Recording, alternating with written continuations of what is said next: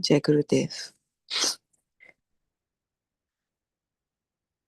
Om.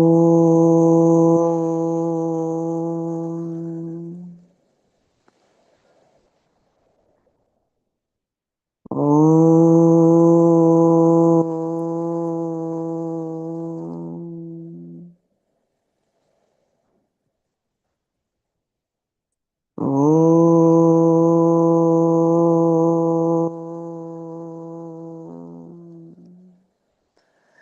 Om Sahana Vavatu Sahanau Bhunaktu Sahaviryankaravavahai Tejasvinavadhitamastu Ma Vidvishavahai.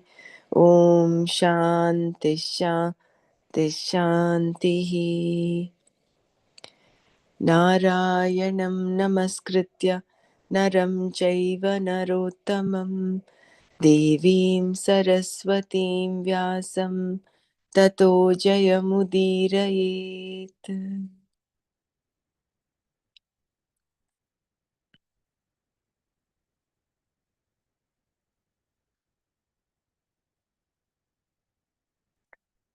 Sumaji, do you want to read? Okay, so you want me to? I'm on the phone now. I No can problem. read I if will. you're projecting. No, I will wait till you can get onto your laptop. I'll read till then, and then Okay. maybe you can. Okay, if you're able to. Otherwise, I'm happy to read. No worries at all. Yeah, I'm able to. I'm able to. No problem. Let me start, and then you can continue. Yeah.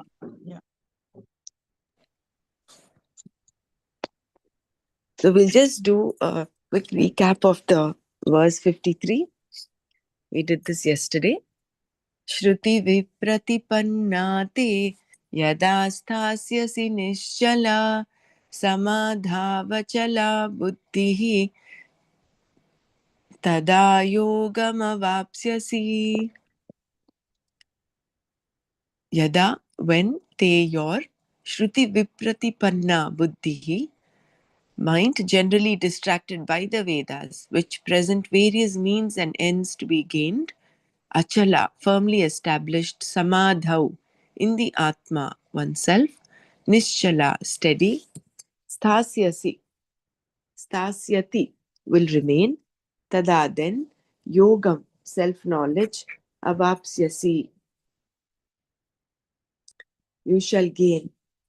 When your mind is no longer distracted by the Vedas, which present various means and ends to be gained, it will remain steady, firmly established in the self. Then you will gain self knowledge. This verse points out a further gain brought about by dispassion and also sums up the whole teaching. The Veda Shruti talks about various means for achieving various ends. These means and ends are described so beautifully and so elaborately that one's mind becomes confused. Vipratipanna. There seem to be so many means and ends for me to accomplish, and they keep on increasing. Thus, the list of things to be done also keeps on increasing, and I become confused by the Shruti. However,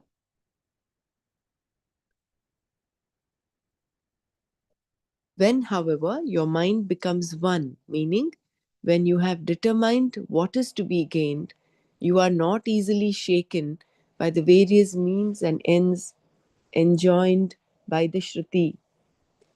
Just as any hype about a particular brand of shampoo has no effect on a bald headed person, you will not at all be shaken by anything because you have already set your heart on an end that includes all means and ends.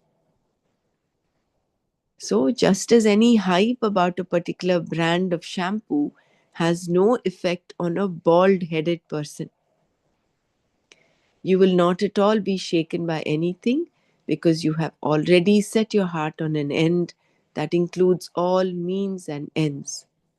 We have seen that all means and ends are limited and that what we are all really seeking is freedom from any limitation whatsoever.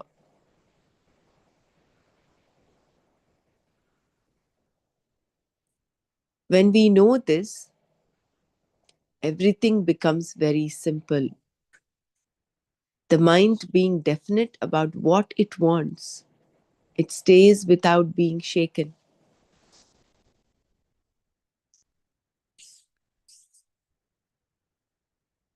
Without being assailed, swayed, or swept away by anything, no matter how seemingly attractive it may be. Sthasyati nischala.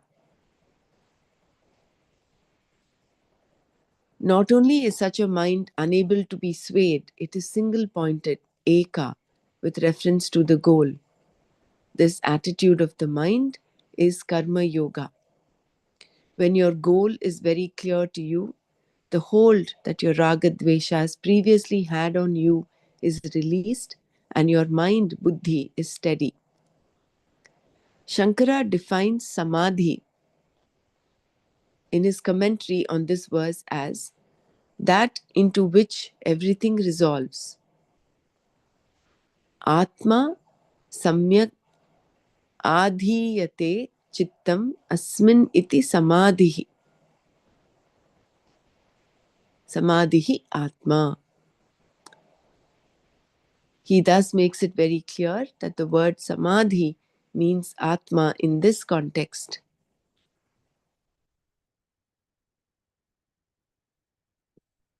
When your mind is no longer distracted by the various ends and means prompted by your raga dveshas, because the goal is very clear to you, it will remain steady, firmly established in the self Atma. Then you will gain self knowledge. So, another very important criteria for us to gain self knowledge is that we develop this eka buddhi, this vyavasayatmika buddhi. And we don't run after raga dveshas, number one. Second, we are not carried away or swayed by what the Shruti, the Vedas, talk of regarding the various limited means and ends, although very nice, flowery, elaborately explained. So the first line of the verse itself indicates that the person is a mumukshu, one who seeks moksha, liberation. A mumukshu may continue to be in the field of activity as a karma yogi, or he or she may take to the life of renunciation as a sannyasi. These are the only choices a mumukshu has. When the mind is no longer swept away or confused by the Shruti, which talks about various means and ends, it becomes steady and definite about what is to be accomplished, moksha, through knowledge of the self. This steadiness is karma yoga, and the karma yogi is a mumukshu.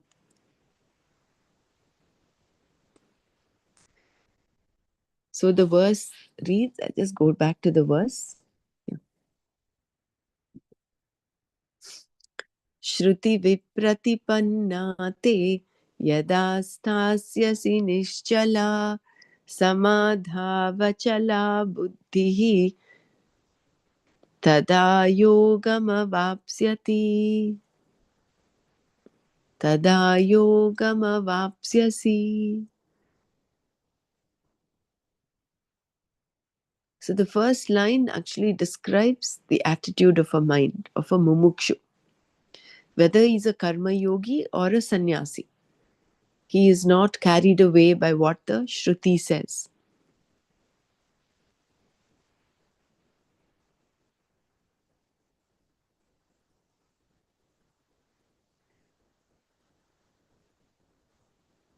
Yeah, you can go further down. You can start from the possibility of doubt.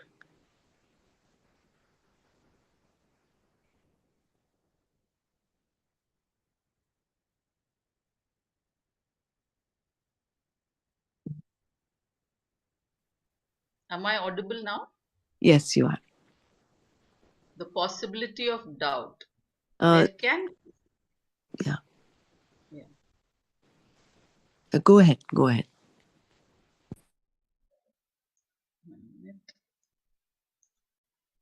There can be some doubts here. Is Atma always free or is it always bound? Is Atma limited or free from limitations? Is Atma mortal or is it free from time? Is Atma the truth of everything or is it one of the many things in the world?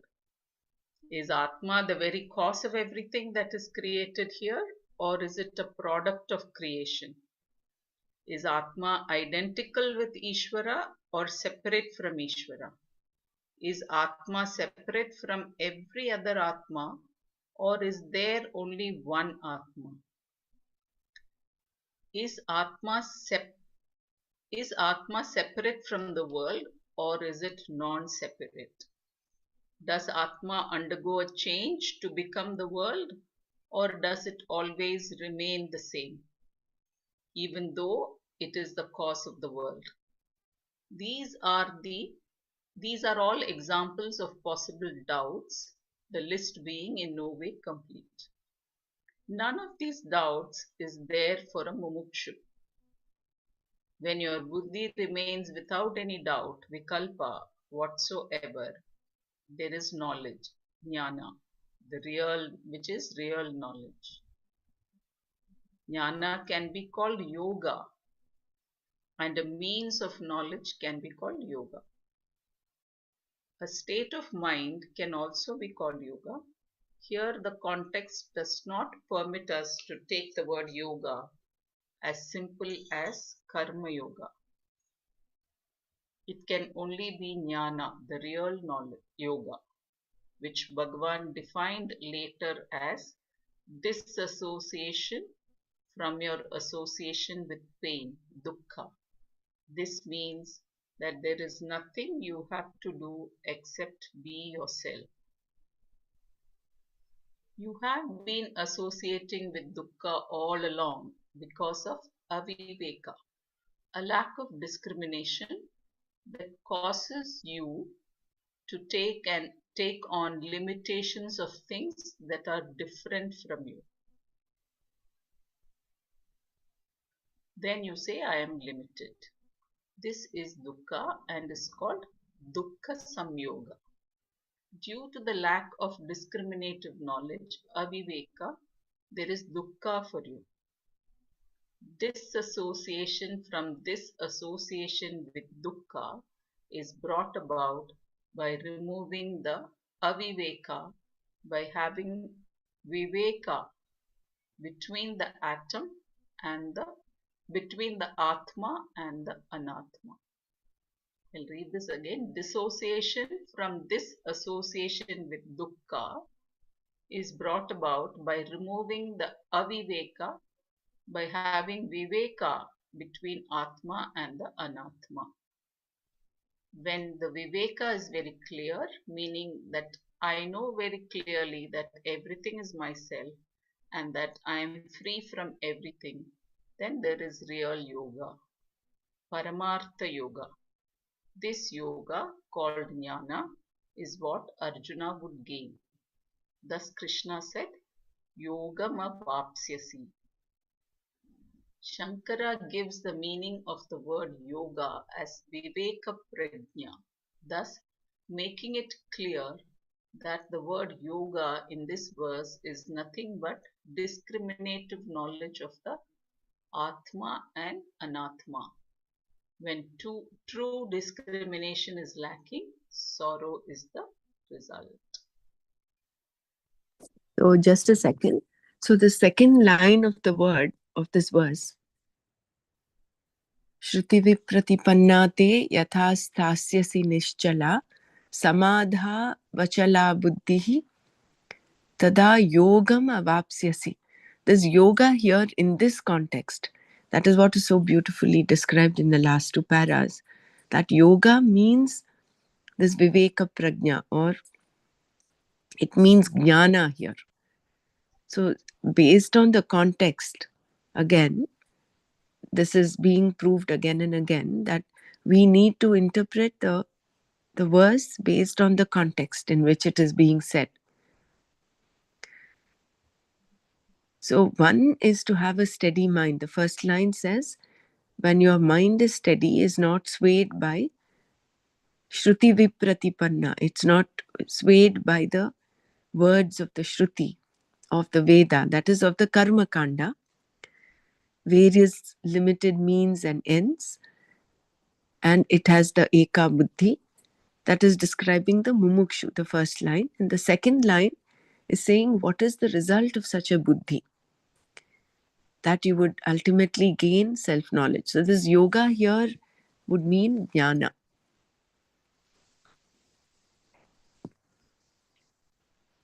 This yoga called jnana is what Arjuna would gain. That is what Krishna says. That's why yogam avapsyasi.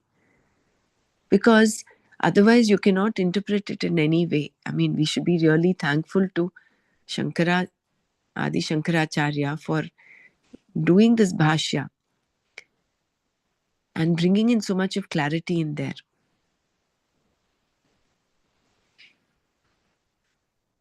Otherwise, if you interpret this yoga as karma yoga, which is what normally in all the rest of the verses it is not that you will gain karma yoga. No, that makes no sense. So the only interpretation possible for this yoga here is jnana yoga. And that yoga is dissociation from association with pain.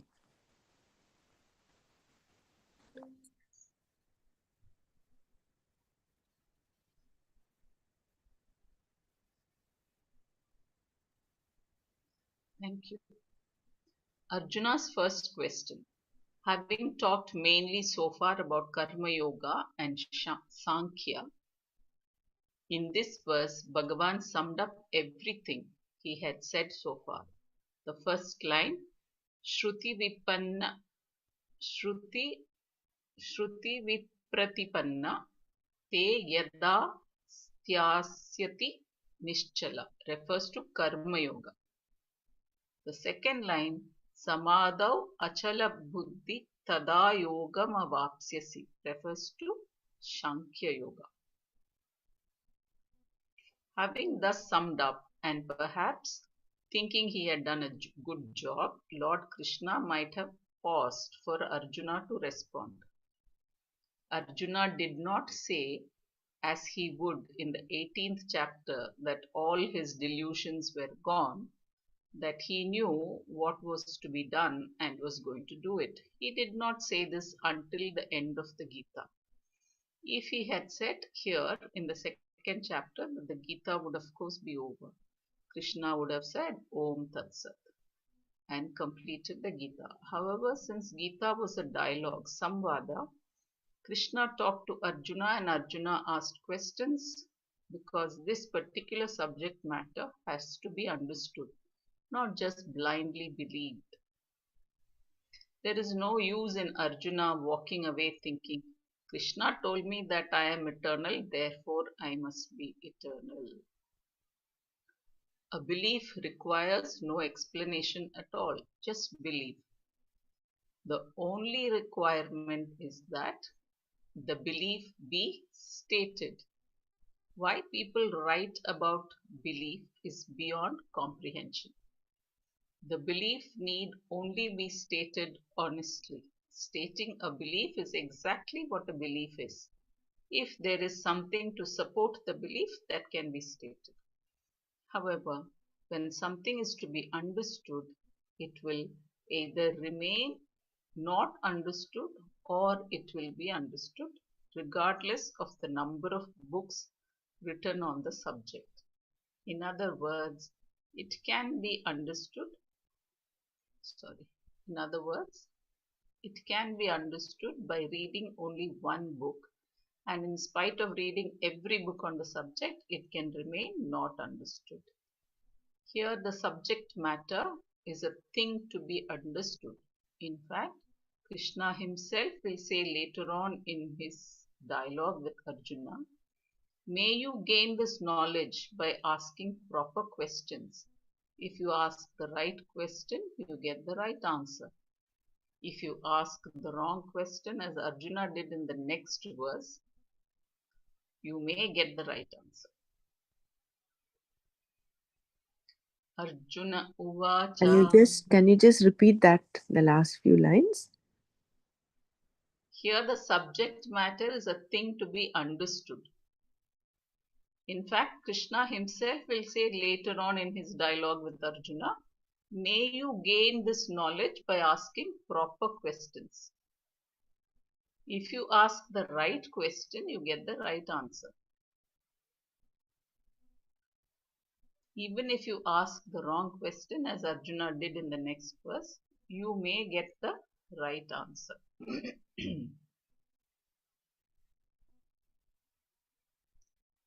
So, in the 53rd shloka, Krishna talked about that yoga as jnana, whereas Arjuna wanted to know the sthita pragya.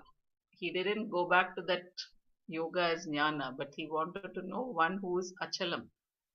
He wanted to know about that. So he asked the wrong question, but still Krishna, through answering who's a sthita pragya, comes back to this knowledge again. Arjuna uvacha sthita prajnasya ka bhasha समातिष्ठस्य Keshav स्थिताधिः किं प्रभाषेत किमासीत व्रजेत किम्. Somebody can sing it nicely.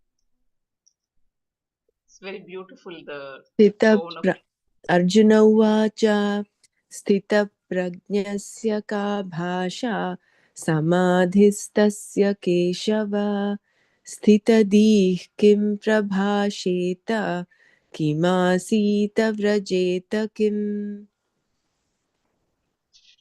Arjuna Uvacha. Arjuna said, Keshava, O Keshava, Sthita Prajnasya, if of one in whom the knowledge is firm, Samadhishtasya, one whose mind abides in the Atma, self, Bhasha, description, Ka, what, Sthidhadhi, one whose mind is not shaken by anything, Kim, how, Prabhasheta, would he speak, how, Asita, would he sit, Kim, how, Vrajeta, would walk.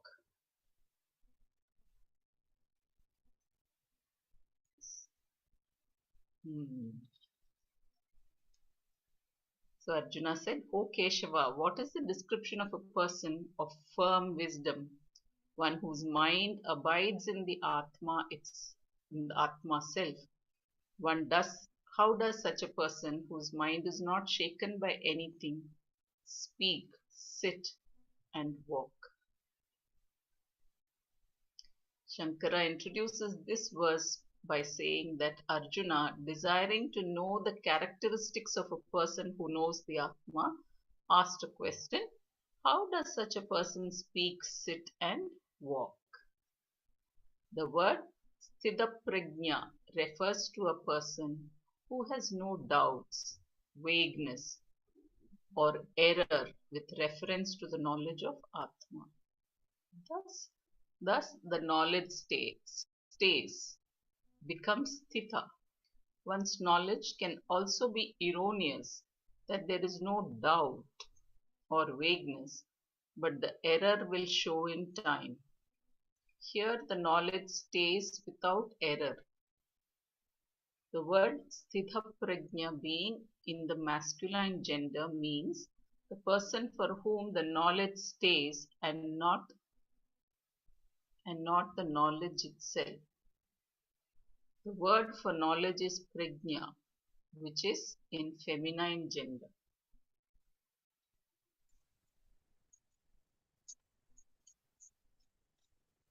So sthita is a person in whom the knowledge stays, and knowledge is prajna,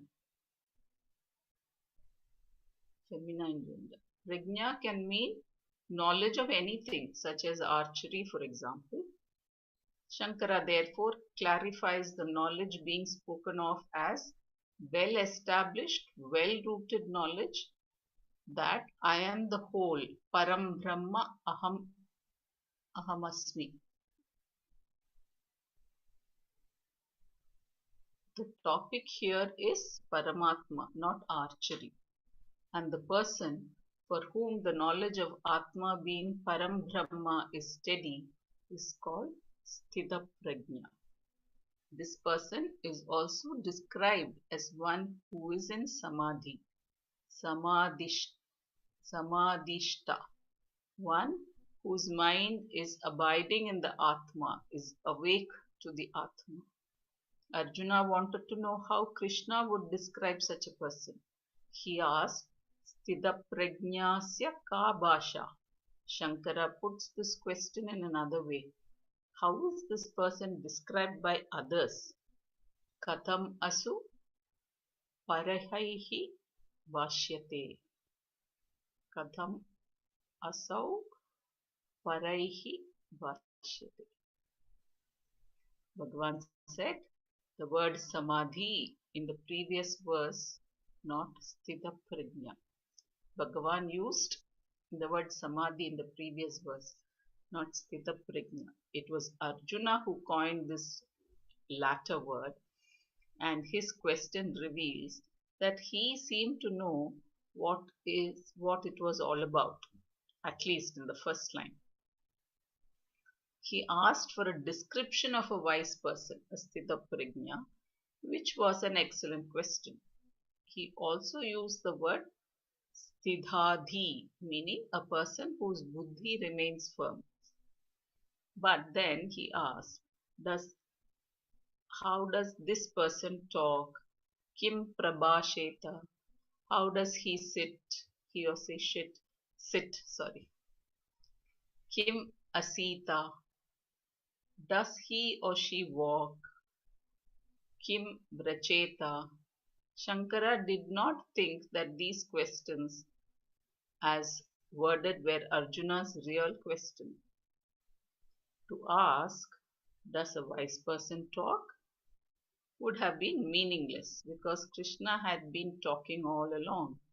It would also have meant that Arjuna had a doubt about whether Krishna knew what he was talking about, and therefore whether he was a sthita prajna, because kim can mean what or how.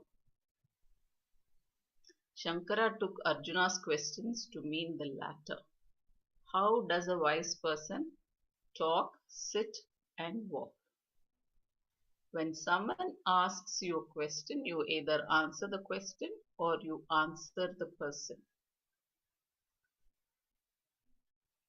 When you answer the person, you still answer the question, but it is the spirit of the question that you address. When you answer the person, you consider what the person had in mind when he or she asked the question. Before a person talks, he or she has a sense to convey. This is the reason why one talks. Therefore, the listener tries to understand the intention or the sense of what the speaker is attempting to convey. This is real listening and very important whether you are reading something someone has written or are you listening to something someone is saying. A person may not always say what he or she really wants to say. A person's look may be enough for you to see his or her language. This sometimes happens without the eyes also. Like when you hear 2 or 3 words and understand the whole sentence. It all depends on your capacity to see what the speaker wants to say. The spirit of Arjuna's question. When Lord Krishna answered Arjuna, he did not answer his question. Instead, he answered the person, and we will see. If he had answered the question, it would have, what could he have said? Would he have described a Stridhaprajna as one who walks very slowly or quickly because the person is a Stridhaprajna?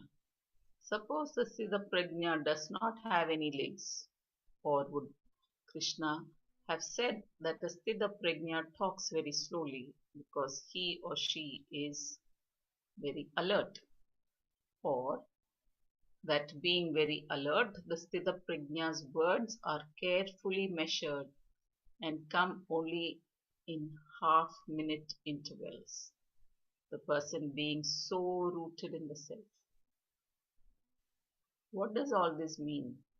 How does it make any difference? Some people think that if you talk very slowly, you're wonderful. They think that the words of a wise person who talks slowly come from infinity and therefore they take time. They come from such depths, it seems. People can be very easily fooled by those who pose as wise by saying very little and speaking very leisurely. There is yet another popular description of a wise person.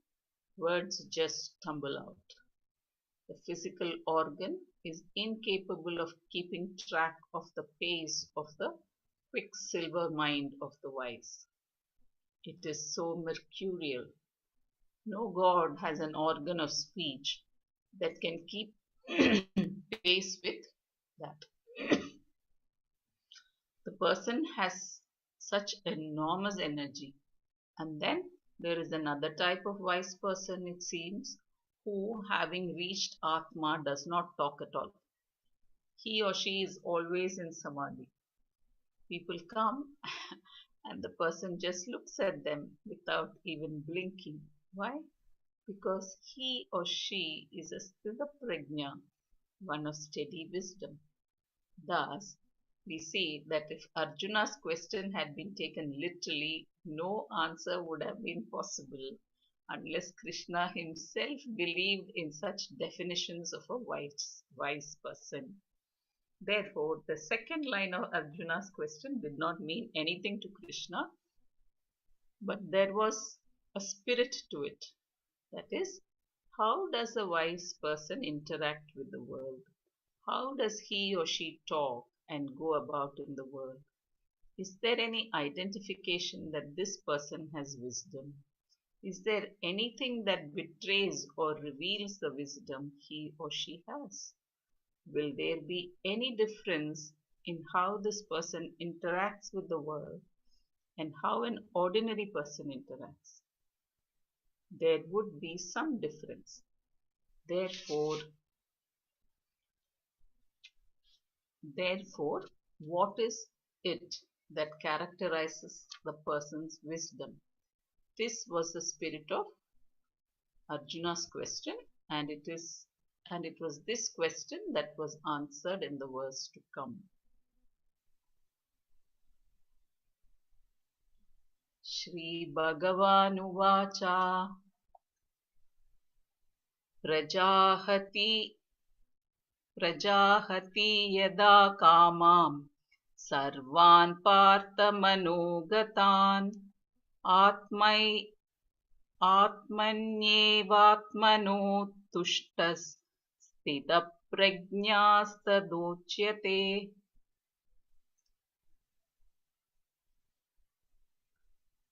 Shri Bhagavan, the Lord, Uvacha said, Partha, O Partha, Yada, when Sarvan, all, Manogatan, as they appear in the mind, Kaman, desires, Prajahati, gives up, Atmani, in oneself, Eva, alone, Atmana, with oneself, Tushta, one who is happy, Tada, then, Sthidaprajna, a person of ascertained knowledge, Uchyate is said to be. Sri Bhagavan said, when a person gives up all the desires as they appear in the mind, O Partha, happy in oneself, with oneself alone, that person is said to be one of ascertained knowledge. The characteristics stated here and in the subsequent verses of the chapter are with reference to a person who has already attained this knowledge. Both the definition, lakshana of the wise person, sthita prajna, and the means for becoming wise, the sadhana are discussed. Although Arjuna only wanted to know who is a sthita prajna, the sadhana is also taught because throughout the Shastra, the characteristics of a wise person are said to also be the means for preparing one's mind for knowledge of the Atma. In his commentary, Shankara referred to a Siddha Prajna as one who is accomplished, one who has made it, a Kritartha. These characteristics of one who has made it by gaining this knowledge become the sadhana, the means for gaining the knowledge. Thus, the wise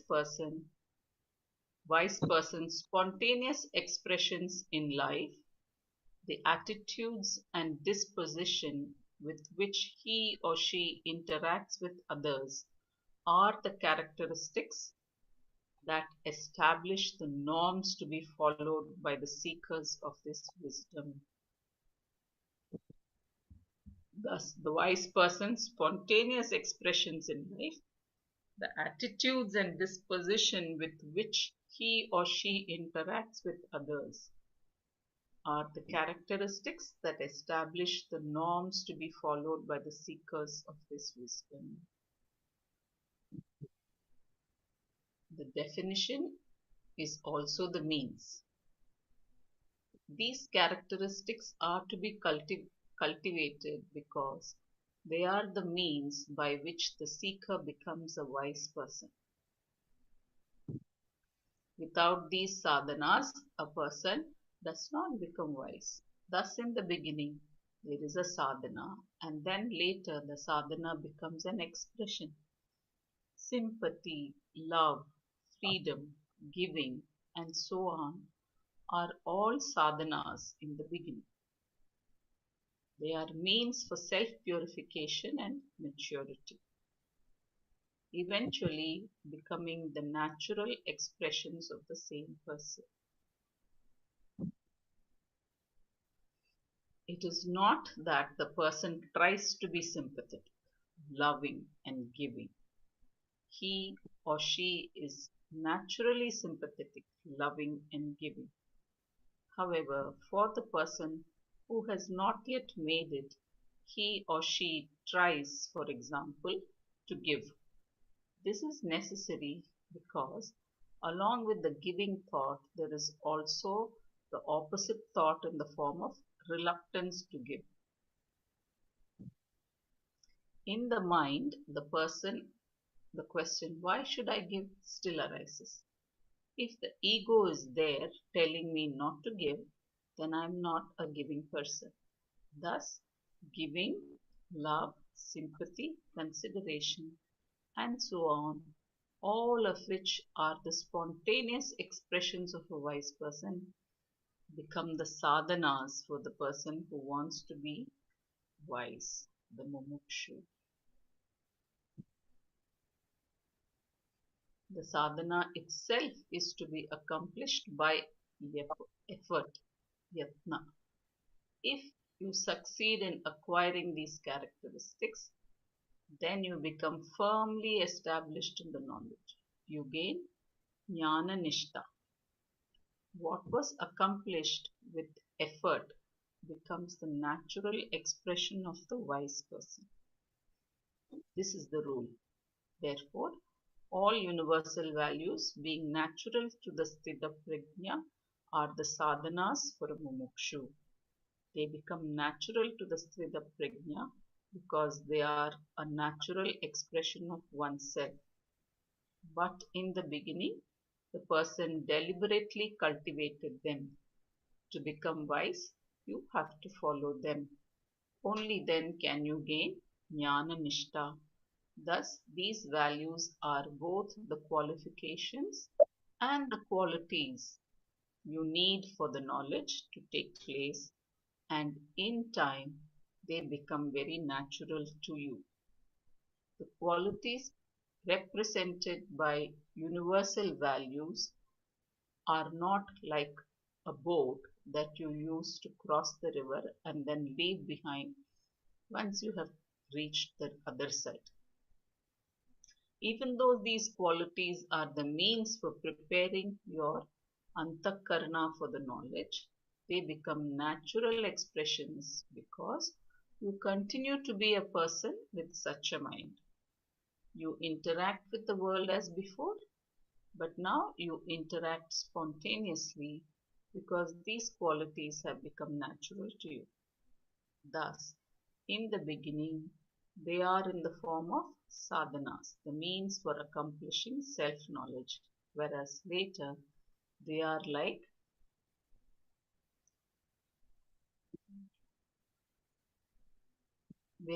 ornaments, very natural, spontaneous expressions of the person. Bhagavan Krishna included both the definition of a wise person and the means for becoming wise in his response to Arjuna's request for a description of a Sthita Prajna because they are one and the same thing. Shankara makes the same point in his commentary introducing this verse.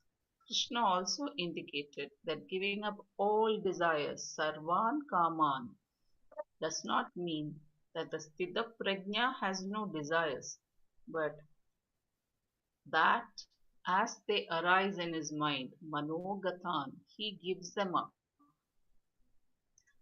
prajahati. This means the desires are not pursued. In this way, the wise person gives up all desires. Can you be happy if you give up desires? Now, the question may arise, if a man gives up all his desires, does that not mean that he will have no happiness, ananda? We know that a person is happy only when he fulfills the desires. But here he gives up all desires as they arise in his mind and at the same time continues to live. If all his desires disappear and he disappears with them, there is no problem. But he gives up all desires and continues to exist in this world, it seems that he has no way of being happy. What recourse does he have except to become high on drugs or a madman who's always laughing at nothing? In order to answer this question, we have to take two things into consideration. First, people are not happy. Secondly, people are always busy fulfilling their desires in order to be happy. They are always hopeful that happiness will come because they always they are always hopeful that happiness will come because they do become happy occasionally. Tomorrow will be better, they say. Everything will be wonderful when this is over. It seems, therefore, that people who pursue their desires are always working for happiness, whereas those who have given up all desire have no way of being happy, and no one can remain for a long period without being happy. Bhagavan corrected this train of thinking by saying that such a person is happy with himself or herself. Atmani eva atmana tushta. In himself or herself, the wise person is happy. Everyone is happy in himself or herself anyway, but always because of something else. Here, without any external props or circumstances, without expecting or depending upon any condition whatsoever, the person is happy. the analogy of a sugar crystal is used here. Simply by saying a sugar crystal. A sugar crystal is sweet. It does not require a sweetening agent to be sweet because it is already saturated with sweetness.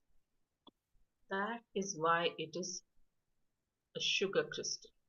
Therefore, it cannot be sweetened further. Similarly, one who is happy, tushta, does not depend on any other object or situation to be happy. By one's own awakening to oneself alone, one is happy. Such a person is called Sthita Prajna. Shankara explains here that Sthita means well established and Prajna is the knowledge which is born of Viveka, the discriminated inquiry into an analysis of the Atma and Anatma. Therefore, the one for whom this knowledge is well established is called a Sthita Prajna or a Vidwan, a wise person. Arjuna wanted to know what a Sthita Prajna was, and this was Krishna's definition. It is an excellent and complete definition. Sthita Prajna, Krishna said, is one who, being awake to the fact of the Atma, being happy for no other reason, gives up all desires that arise in his or her mind. The difference between binding and non-binding desires. Desires. Kamas are divided into two types, ragas and dveshas. Raga dveshas being nothing but desire. The common word for both of them is kama. I want is kama. I want such and such can be either something you want to acquire or protect or something that you want to avoid or get rid of. Either way, it is a kama. I want. This want can be in the form of raga or dvesha, depending on whether you want to acquire something or get rid of something. Raga dveshas are also of two types, binding and non-binding. Whether the Shastra talks about kama in the form of raga or dvesha, it is referring only to those that is binding. When a person gives up all kamas as they arise in the mind, he or she does so for a reason. Otherwise, giving them up is not possible. That a man who gives up all desires in his mind and who is happy in himself is called a wise man, Sthita Prajna. Seems to me that the first condition is a necessity for a second condition. Thus, in order to be happy with oneself, one has to give up all desires. How is that possible? Unless you are happy with yourself, how can you give up all desires? If in order to give up all desires, you have to be happy with yourself, and in order to be happy with yourself, you have to give up all desires, you are in an unenviable position. It is something like a mentally unbalanced man whose advice that unless he marries, he will not be cured. In other words, the diagnosis and the treatment are one, because no father will give his daughter in marriage to a madman. He will not be able to marry, and unless he marries, he cannot be mentally well. We seem to have the same situation here. But do we? According to the modern translations, it may look that way, but not according to Shankara. Non-binding desires are not the problem. First, Shankara created a problem by saying that a person who gives up all his desires is like a madman. Otherwise, how can he be happy? Then he said, a man who is happy in himself by his own awakening to himself does not need any desire to be fulfilled in order to be happy. What desires are being referred to here? Only those desires whose fulfillment is meant to make me happy, and not those that are non binding in nature to me. Non binding desires may include a desire to do, a desire to write, a desire to teach, a desire to give, a desire to just simply stay put, and so on.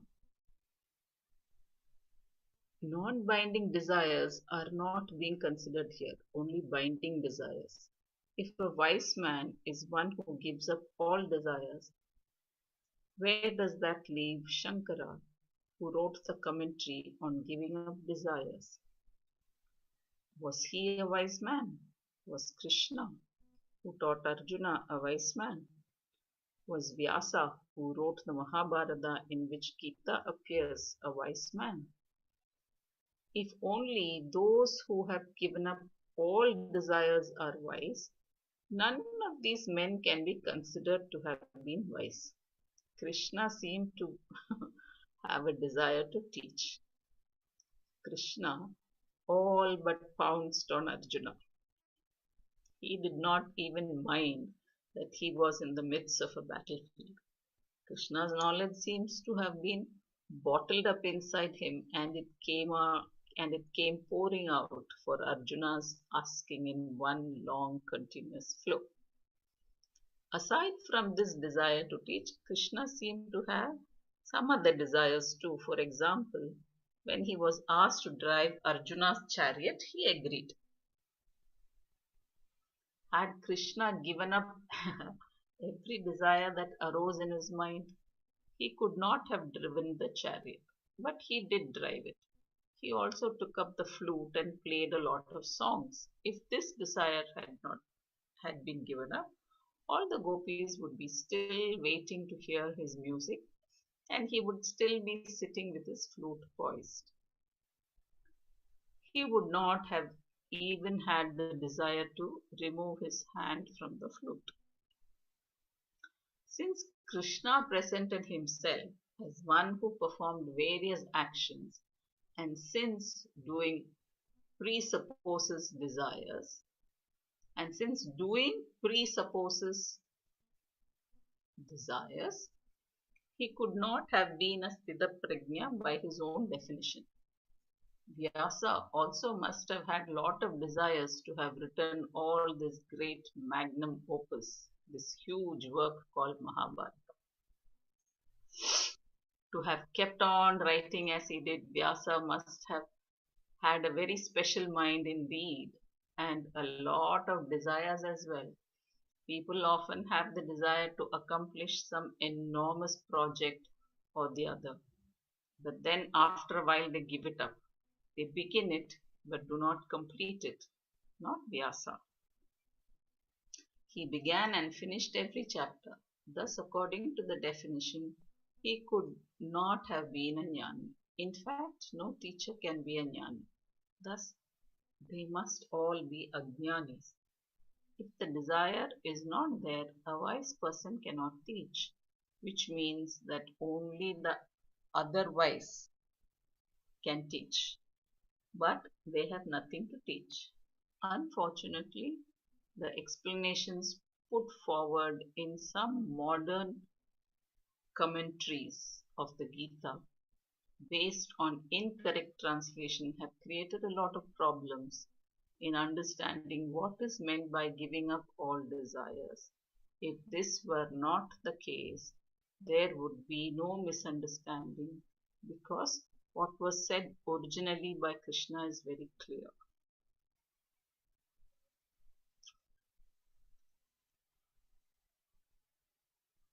Any discussion needed or no? It's all clear, no?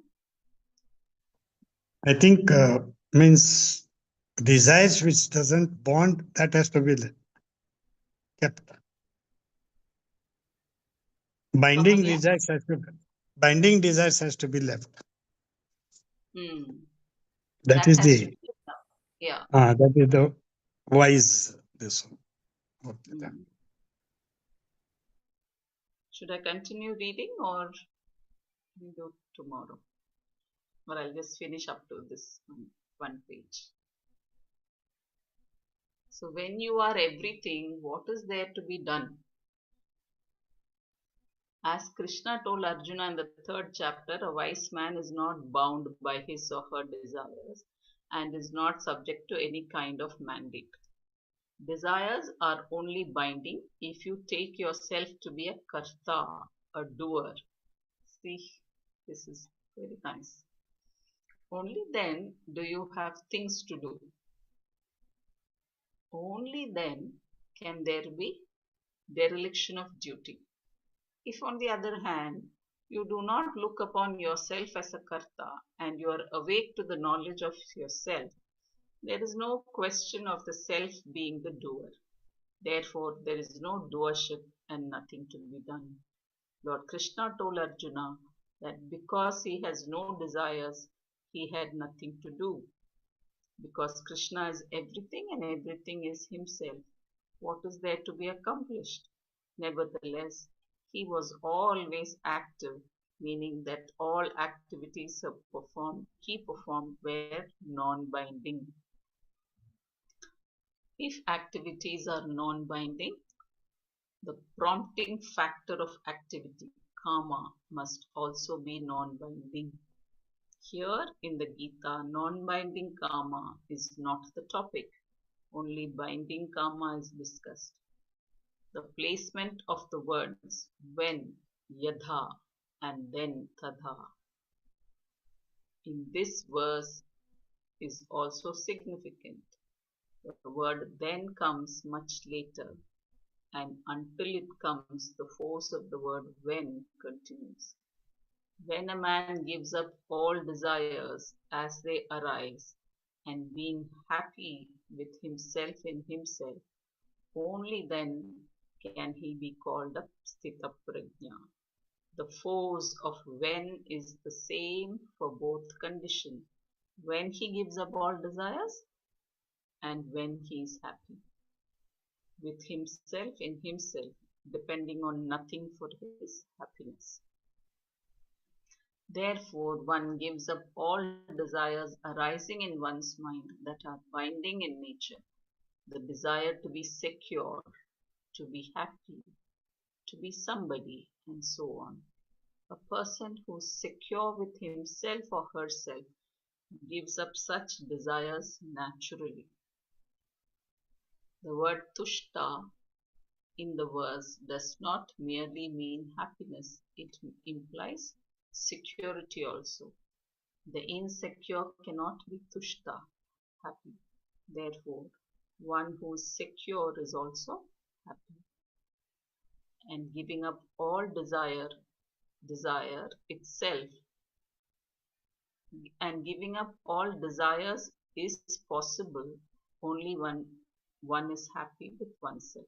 Thus, the definition of Sthita Prajna is complete. What else can be said? One who is happy with oneself is a wise person who can totally accept himself or herself because the self is acceptable. The self is perfect, it is not imperfect. Perfection means that there is no sense of imperfection whatsoever. The self is free from any sense of imperfection, and the whole creation, the whole world, the universe is non separate from the self. Because the self is complete, Purna, it cannot be improved upon. Just as sweetness of sugar cannot be improved upon, so too the fullness of the Atma cannot be improved upon. Being awake to that fact, the person is happy. Wow. So being awake to this fact that the Atma is full cannot be improved upon. The person is happy. Very nice.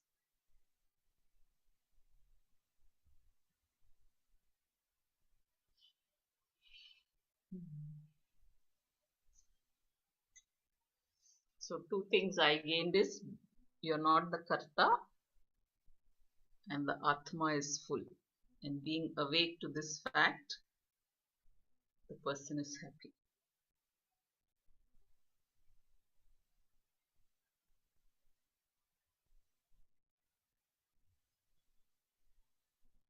And also about security. Tushta is not just happy, not just being happy, it is about feeling secure.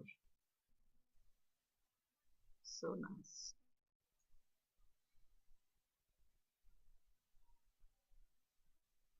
Anybody wants to share something? This is not about a belief, but it's something to be understood. Having that Atma and Atma Viveka. So it is something to be understood in the intellect. If it were just a belief, it would just be a statement. But that prayatna has to be there.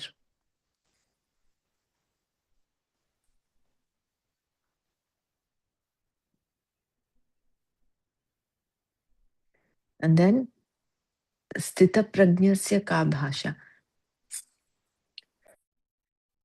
So Arjuna was not asking, what is this wise person speaking, talking, sitting, standing? It is not about that. It is about how. How does the wise person talk or sit or move around in the world? And the answer to that was Prajahati yada kaman sarvan partha manogatan atmanev atmana tushtah sthita prajnas tadochyate. So as and when desires come in, he does not act upon them, the sthita prajna. He is not bound by the binding desires, by his ragas and dveshas. Binding desires are directed by ragas and dveshas, and they have the aspect of kartritva. And because there is that kartritva bhavana, there is also enjoyership, bhoktritva. That is the binding part of. That is why they bind. Because you either enjoy the pleasures or you suffer the pain of the results. But here, one who is Sthita Prajna gives up these binding desires.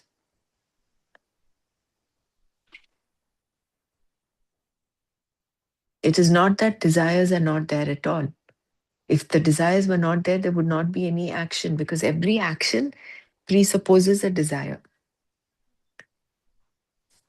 Examples given were Vyasa compiling all the Vedas, Krishna giving the Gita, Krishna driving the chariot.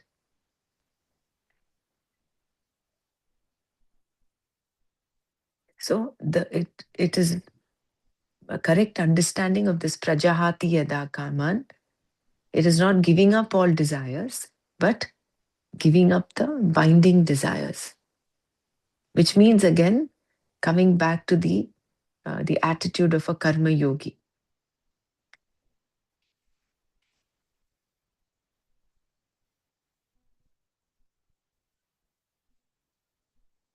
And Atmanev Atmana Tushta. He is happy with himself. He does not need anything to complete himself. He understands that no, Atma is full. There's nothing else that will make it full. So he doesn't feel I am insecure. I have to do something to make myself secure. So he's content, total contentment.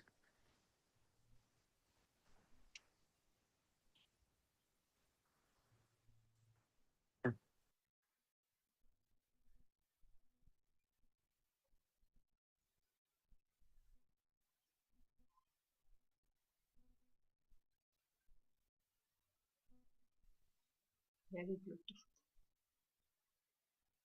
Shall I stop here?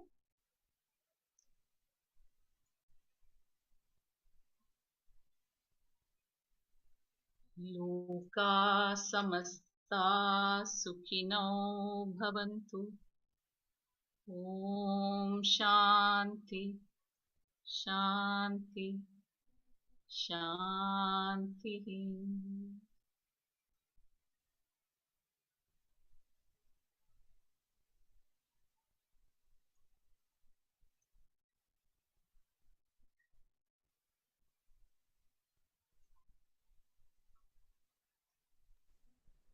Are you able to play the meditation? Is accepting this moment, living every moment totally with depth. Let us keep our spine erect and body relaxed and eyes closed. Relax your shoulders. Keep a big smile on your face.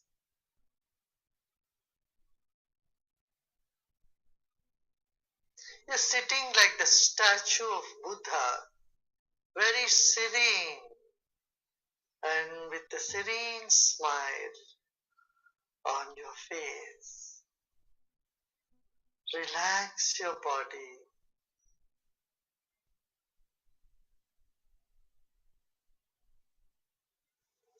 Let's take a deep breath in and breathe out. Become aware of your chest region, throat and chest region. If you notice some tension in the body, just let it be. Except those parts of the body where you feel a tension, the other parts are in comfort. Other parts are at peace. Become aware of that also.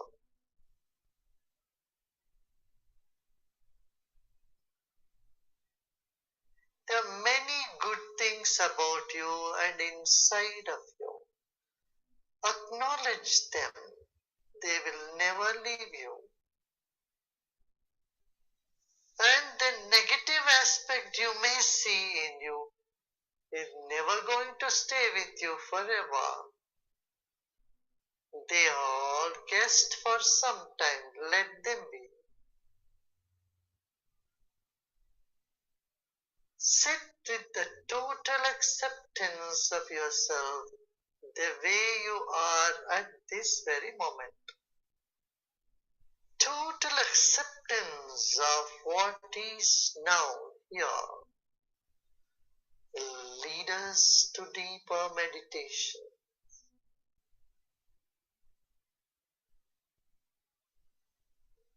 Let go of all the effort.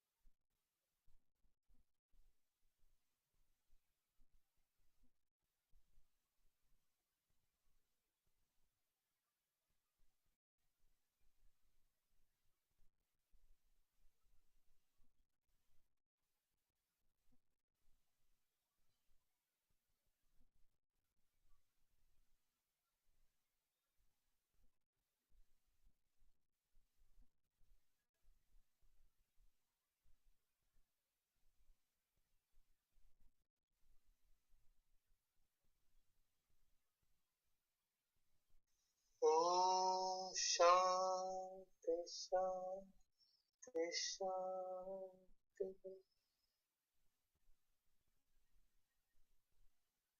Let go of all your effort and be in this emptiness.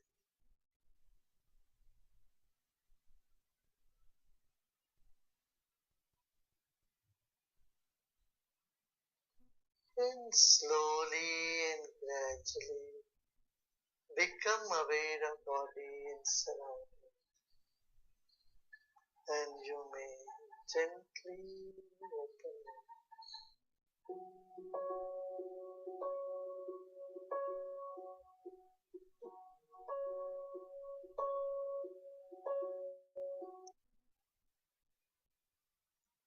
Jai Guru.